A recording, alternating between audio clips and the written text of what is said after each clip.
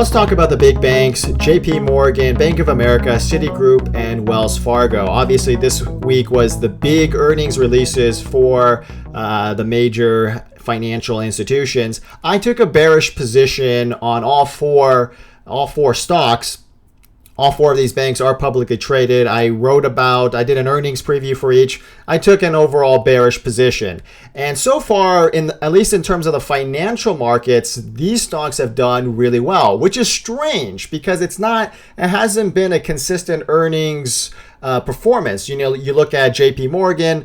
Yes, they met expectations. You look at Bank of America, they failed against expectations, yet you see these stocks move up 8, 9, 10% recently. So it seems as if the bearishness that people have had towards the broad equity sector, towards the financial sector specifically, those analysts are wrong. Now, surely we couldn't predict an 8, 9, 10% move on these bank stocks. So yeah, I wasn't correct in that regard. However, that really wasn't the point of the message here. It's not to predict what's going to happen on Thursday or anything like that. That's not the issue. The issue is the poor fundamentals.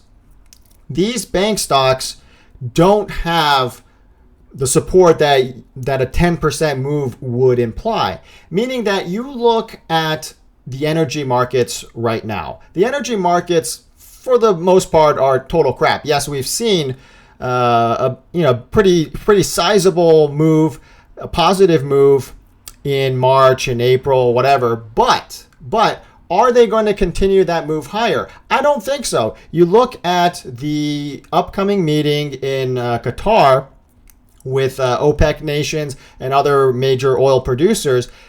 They want to have a meeting to talk about artificially restricting the supply, the production of oil. However, the problem with that is that requires cooperation. And guess who are not cooperating right now? Saudi Arabia and Iran. Now, there's a whole host of reasons why these two rivals are not cooperating. The bottom line is they don't want to talk to each other. And Iran has specifically stated that they will not even discuss a coordinated effort to restrict oil production. What does that mean? Well, to me, that means that the supply glut will continue to worsen. Even as we're heading into the prime summer driving season, I believe that the oversupply of crude oil will continue to be a problem. That oversupply is going to be a big problem for the big banks. Now, Bank of America and Wells Fargo, they are among the biggest lenders to the oil industry. Now, if the oil industry continues to be in a deflation, that is big problems. That's big problems because those are huge, huge loans that are going bad.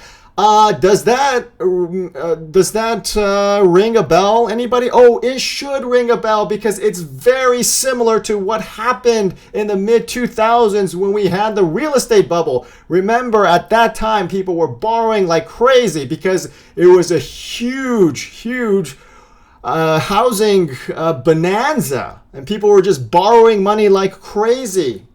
And the banks say, yeah, let's just keep this going. Let's keep this going.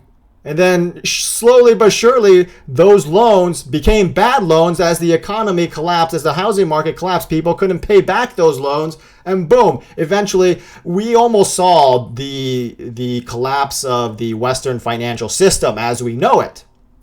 Well, we're repeating the same mistake when it comes to the commodity sector, when it comes to the energy sector. We just think that, oh yeah, these oil companies, they're just loaded with cash. No, they're not. They borrowed a lot of money. They borrowed a lot of money from major institutions like Bank of America and Wells Fargo. Well, that money has to be paid back now. Oh, wait, but that's a problem, isn't it? That's a problem when you were so leveraged and when the oil markets collapse, boom. How are you going to pay back when your revenues have been cut by 30 or 40%? When your earnings have been cut by 40 or 50 or 60%? How are you supposed to pay back that money? You see, Never mind the 8, 9, 10% move you saw in the financial markets. I mean, honestly, this looks like a conspiracy. This looks like a setup. This looks like a setup for too big to fail 2.0. That's what it is. That's the main issue. Yeah, forget about, these, daily, intraday movements.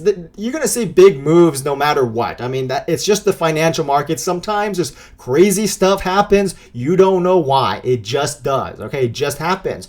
But you look at the longer term picture. You look at the broad fundamentals. I don't like it. I think this is where people, are for some reason feel very comfortable about this, but those low gas prices that we're experiencing right now, at least relatively lower gas prices, that's not necessarily a good thing. I mean, yeah, it's good right now for the driver, for the average consumer, but those gas prices that you see right now, those deflated gas prices, that is a future indicator of another financial collapse. This time, it is going to occur on the big banks. The big banks have a major liability, just like they did in mid-2000s. Today, they have major liabilities. Those loans, they're still in the books, but they're slowly becoming bad loans. Good loans turning into bad loans. That was the case in the housing crisis. That is going to be the major story moving forward in this current oil crisis.